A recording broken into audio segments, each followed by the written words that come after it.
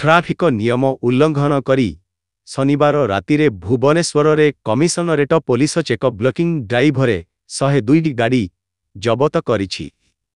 भुवनेश्वर शहरी पुलिस जिला अधीन 28 टी 4 चकिया एवं 40 टी चकिया जान जबत होइथिबा बेले ट्राफिक पुलिस स्टेशन मु 21 4 चकिया जान एवं 2 टी बाइक जबत करिछि।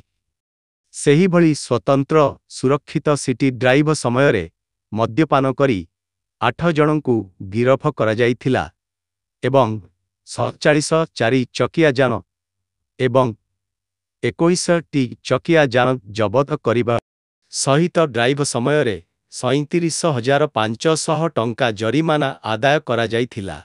शनिवार रातिरे पुलिस राजधानी ओडिशार 23 टी स्थान रे जांच एवं अवरोध करिथिला।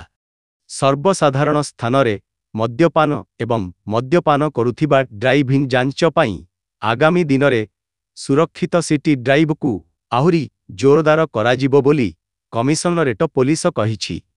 सुरक्षित सिटी ड्राइव रे ट्राफिक उल्लंघनकारी विरोध रे कड़ा कार्यानुष्ठान पई पुलिस चेतावनी देइछि।